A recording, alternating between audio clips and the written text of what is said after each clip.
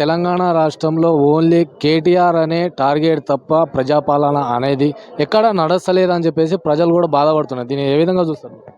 100% target KTR politics. ఎందుకంటే ఇక్కడ రాజ్యాంగం ప్రకారం పరిపాలన జరగడం లేదు, ప్రజాస్వామ్యం ప్రకారం పరిపాలన జరగడం లేదు. రేవంత్ రెడ్డి రాజ్యాంగం ఇక్కడ అమలు జరుగుతూ ఉంది.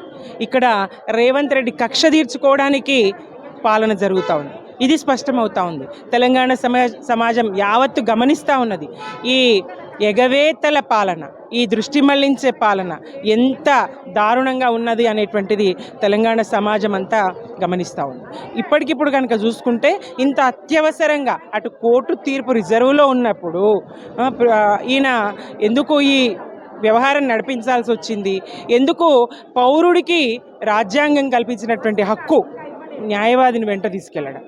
మరి పౌరుడికి ఉన్నటువంటి హక్కు చట్టాలను నిర్మించే ప్రజాప్రతినిధి ఎమ్మెల్యేకు ఎట్లా ఉండదు? ఆయన ఒక మాజీ మంత్రి కేటీఆర్ గారు, ఎమ్మెల్యే, ప్రజాస్వామ్యం పట్ల పూర్తి విశ్వాసం ఉన్నటువంటి వ్యక్తి.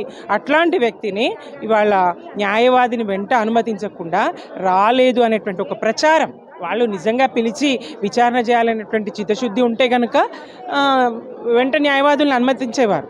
వాళ్ళ ఉద్దేశం అది కాదు, కేవలం దృష్టి మళ్లించడం, కేవలం ఎగవేతల కోసం.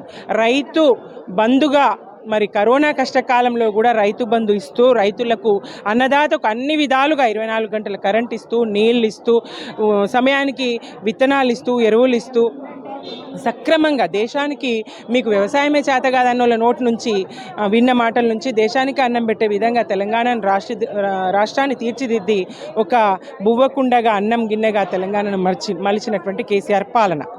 ఇవాళ మరి రైతు బంధు పేరుతో, రైతు భరోసా పేరుతో 10,000 కాదు 15,000 ఇస్తామన్నారు. మరి అది ఎగవేయడానికి నిన్న రైతు రుణమాఫీ కూడా 40% వరకు చేసిండ్రో లేదో ఎగవేసిండ్రు. ఇప్పుడు రైతు బంధు కూడా మెజారిటీగా ఎగవేయడానికి, తూతు మంత్రంగా ఇవ్వడానికి, అది కూడా ఒక సంవత్సర కాలం గడిచిపోయింది, వీళ్ళు ఏమి ఇవ్వలేరు. ఇది ఎగవేయడానికే ఈ కుట్ర, ప్రజల దృష్టి మళ్లించడానికే ఈ డైవర్షన్ పాలిటిక్స్ తప్ప, ఈ కక్షపూరిత రాజకీయాలు తప్ప వేరే ఏమీ లేదు. 420 హామీలు, ఏ హామీ నెరవేర్చింది లేదు. పాలనలో వీళ్లకు చేత కాదు.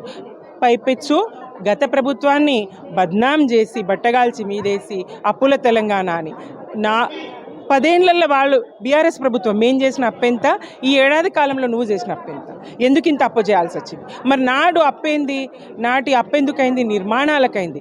ప్రతి జిల్లా కేంద్రాల్లో కొత్త జిల్లాలకు, నూతన జిల్లాలను ఏర్పాటు చేసుకొని ప్రతి జిల్లా కేంద్రాల్లో కార్యాలయాలు నిర్మించుకొని, ఎస్పీ ఆఫీసులు, కలెక్టర్ ఆఫీసులు, ప్రాజెక్టుల నిర్మాణం, స్కూళ్ళు, రోడ్లు, భవనాలు, ఆసుపత్రులు ఒక్కటి కాదు.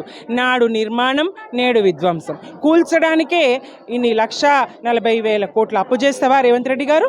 తెలంగాణ సమాజం గుర్తిస్తలేదా?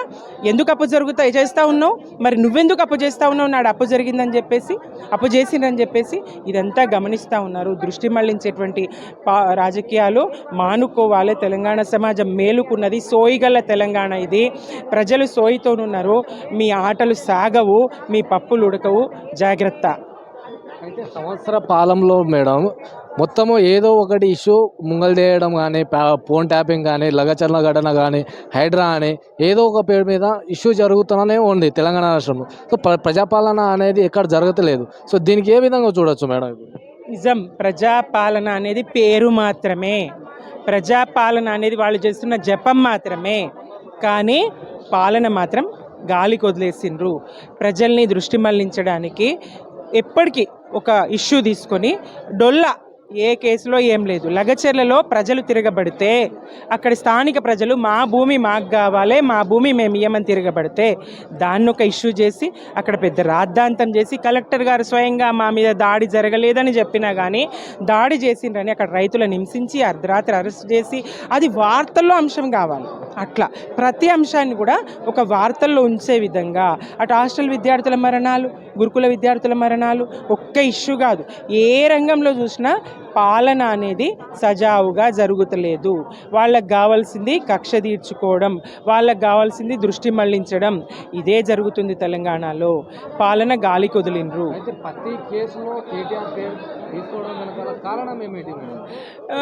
తెలంగాణ సమాజము కేటీఆర్ని ఒక సమర్థవంతమైనటువంటి నేతగా, నాయకుడిగా గుర్తించింది. ఆయన నాయకత్వాన్ని గుర్తించింది. మరి తప్పకుండా భయం ఉంటుంది కేటీఆర్ గారు అంటే ప్రత్యర్థులకు.